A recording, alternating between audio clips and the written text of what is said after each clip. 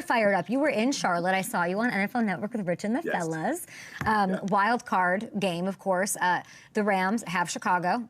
Bears fans pointing to what is being termed as struggles for the MVP, Matthew Stafford, in less than ideal weather. What say you? Oh, it will be cold. But I don't think that impacts Matthew Stafford. You know, Kay, you know how I feel about Matthew Stafford. We had a conversation about him the last time I was on the show. He is really good. He's tough. He can make all the throws in any weather. And more importantly, he has total command of the offense. And there's so much offense that Sean McVay can put out there. We've seen 3 or 4 tight ends. We've seen the 2-back combination with Corum and Kyron. We've seen the wide receivers with Puka and Davante Adams. So there's so much offense that they can get to that can help protect Matthew Stafford and keep him fresh. More importantly, they got to keep him upright. They keep him upright, he'll be just fine. I don't think weather will play a factor. If you look at what they did last year in Philly, it was weather there. It was cold in Philly last year. It was snow that came down and had an opportunity to win that game. Yeah. Unfortunately, they didn't. So I don't think weather, yes, it will be cold, but I don't think weather will be that much of a factor where it will impact the Rams' play and what they have and what they are looking forward to, which is to ultimately get to the big game. Every time I scroll on TikTok, I'm very plugged into NFL stuff, of course, but like Chicago stuff, and it's a lot of Bears showing how cold it is in Chicago. Just a lot of like, "Yo, Stafford, you're ready for this, Davante?" Like, and I'm just like, can't they run the ball? Like, if only they had a run game up against a defense that's bottom 5. Like, they could really just kind of run the crap out of the ball, right? They could, and like I said, they got enough offense. They got tight ends. Hopefully they'll be getting Dotson back, which is their starting guard, and maybe get him back into the lineup. And I think, you know, if McVay is making it a point and an emphasis to our backs all week long that we're going to run the football, and not only are we going to run it, we're going to run it well. I think and I believe that they will come out and do just that. Which also, if they do that, which I believe they will, it helps set up so many other things: play action, some boots, things that really highlights the things that Matthew Stafford does really well in this offense. And then Puka can do his thing. Heavy load last week for him. 10 catches, 111 yards, 2 touchdowns. You know what that's like, leading the 99 postseason in receptions during your Super Bowl run. How special is his playoff run going to be? How confident are you that it is going to be one of the best we've seen? Yeah, I'm very confident, because if you look at Sean McVay and how he feels about his wide receivers, look at what Cooper Kupp did years ago and the run that he had at the wide receiver position under Sean McVay's offense. It was phenomenal. And right there, look at Puka Nacua. They put him back in the backfield right there, isolated him one-on-one with the safety, and he was able to break him off and get in the end zone. Puka Nacua does so many things: jet sweeps, slants, deep posts, dig routes, run after the catch. The guy is really, really good, and he's on pace to do something very special in our league in the playoffs, which is production, production, production. That's what we're all about in Los Angeles, is production, production from the wide receiver position. Puka, by the way, just earned his first team All-Pro nod. Yes. Which is amazing. Best season of his very young career. Sure. NFL's best, so I'm going to be sitting here in July. Will we be talking about him as the NFL's best receiver, or is it still Justin, Jamar, JSN, Puka? Sure, I think Puka Nacua, the pace that he's on, he'll continue to rise. As we mentioned, Jamar Chase being a top guy, Jefferson, we got to put Puka Nacua up there. Obviously, you mentioned JSN as well, but Puka Nacua, his football team is in the offs, so he gets an opportunity to show the world what type of player he is on a consistent basis. And I love his work ethic. The fact that he's available in the late part of the season, he's able to practice. They're able to put in special things for him. Yes, Puka Nacua is certainly one of the top wide receivers right now in the National Football League. Is he? Why isn't he the best? Who's better than him? For me, I still have Chase, but Puka's right there. You know, again, when I love production, I was a productive player myself, love consistency. I think for the most part, he has been very consistent this year. And going forward, I think he continues to be more and more consistent. And He has an offensive coordinator and a head coach that loves wide receivers, and he loves putting the ball into the hands of his wide receivers. So Puka, as long as he stays healthy, as long as he stays fresh, as long as he continues to work and practice and do the things that he needs to do, he will remain a top wide receiver in our league. I spoke to my favorite receiver, Davante Adams, earlier this week. Maybe about just how much, it's so fascinating. Like, I want it for him so badly. Like, I want him to have the taste of a ring, and I can't even imagine like what it is actually like to be him and thinking about, keeping maintained on what's ahead in Chicago, a team that he's crushed his whole career. And then, the heaviness of that. How do you think a Lombardi, you're the perfect person to ask this to, how does a Lombardi affect the way we view a receiver, all-time great, like Davante? Oh, man, it to me, it just validates the type of career that Davante Adams has had. He's achieved all the other accolades, all pros, Pro Bowls, receivers of the year, touchdowns, weekend after weekend, 10-plus touchdowns year after year.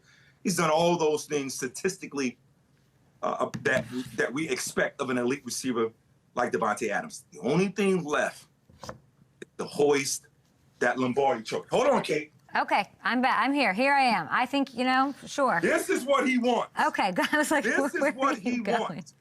This takes him and his teammates to the next level. And this is what Davante Adams is chasing.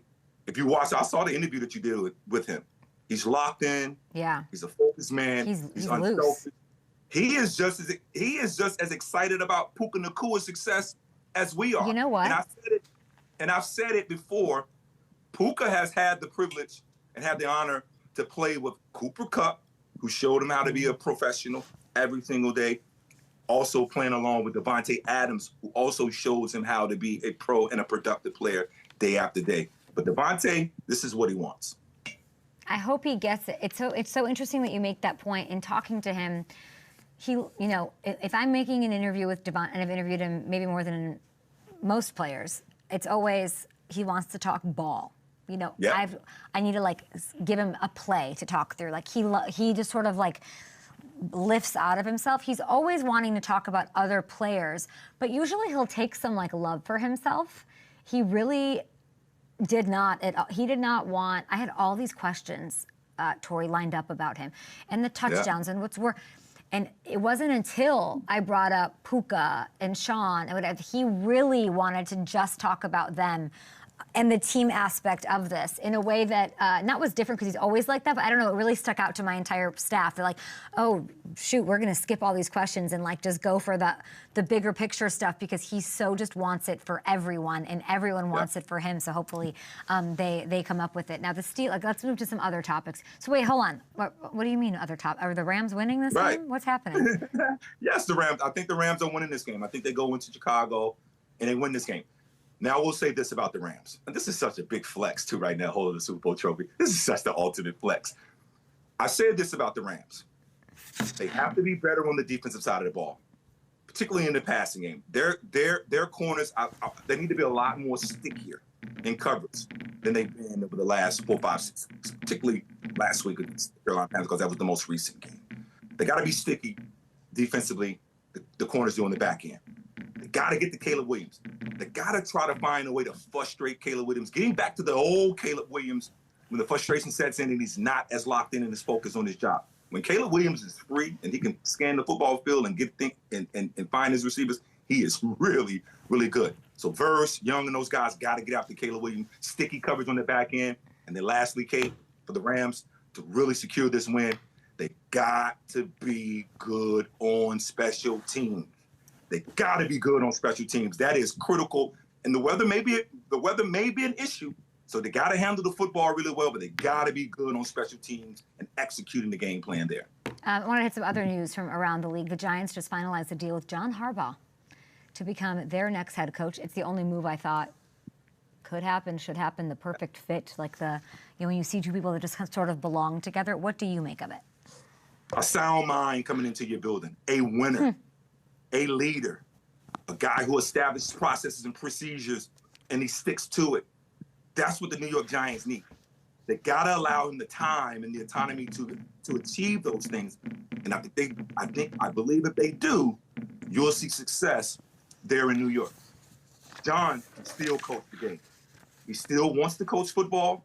I think those players on the Giants have looked at his body of work afar, watching him there in Baltimore. So there will be instant respect once he comes into that room. And he's going to demand high level of football from the New York Giants. A great hire for the New York Giants. I love the fact that they brought in somebody that's a winner and someone that has shown a lifetime of stability coaching in the National Football League. I want to show you the divisional round. Sorry, Control, I'm going rogue here to talk about this weekend's game. I call it the throwdown round. Take a look here.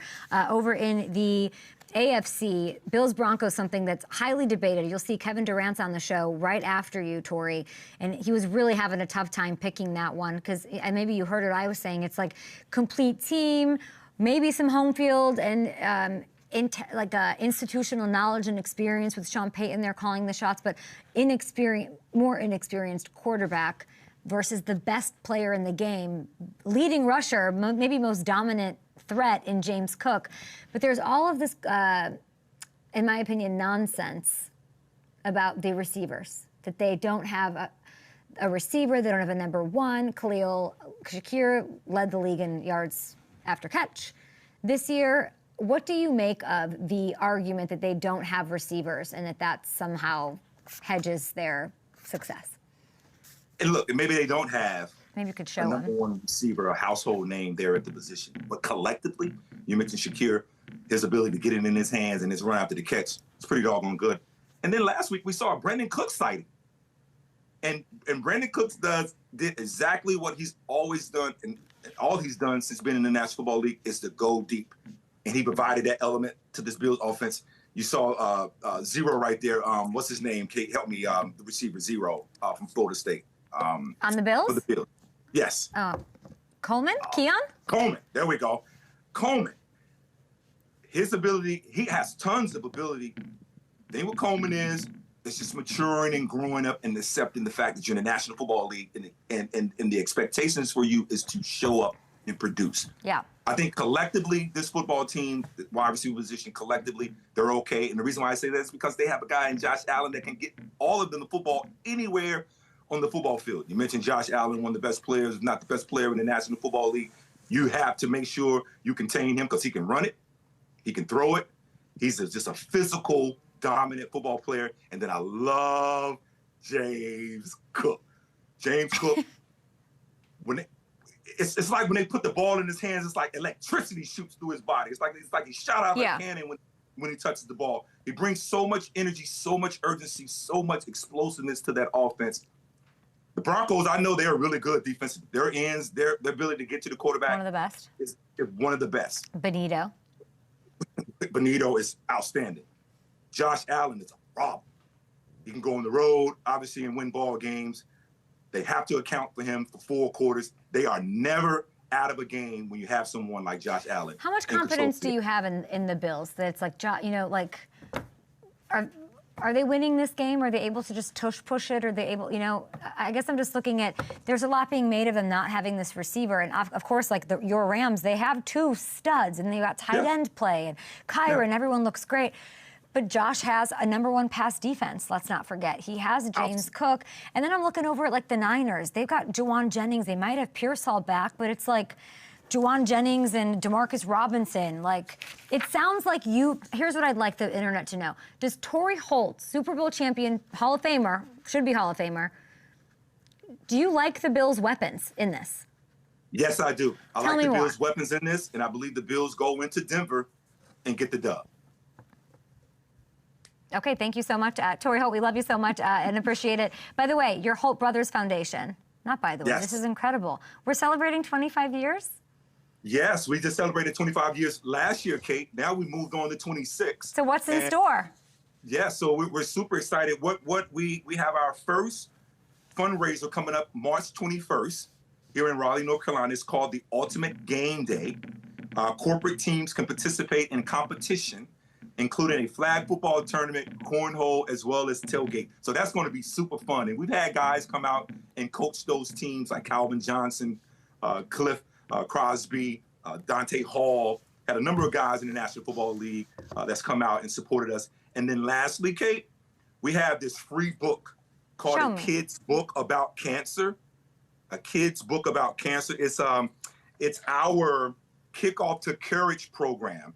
And families can use this book as a resource to kick off the conversation about a parent's cancer diagnosis. So that's what we have in store. 25 years has been explosive, and we had a really good time. We're having a good time of servicing our community here in Raleigh and multiple communities now out in Los Angeles as well and in St. Louis.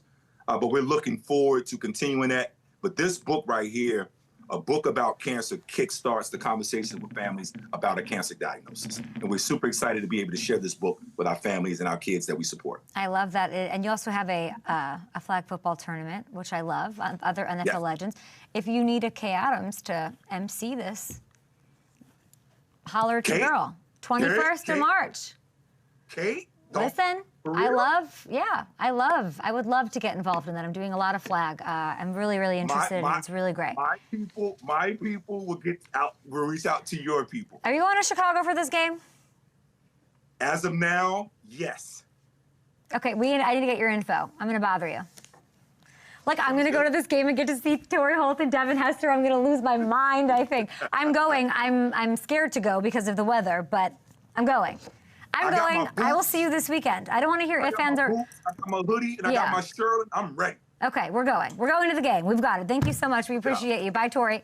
Thanks, Kate. We'll be back.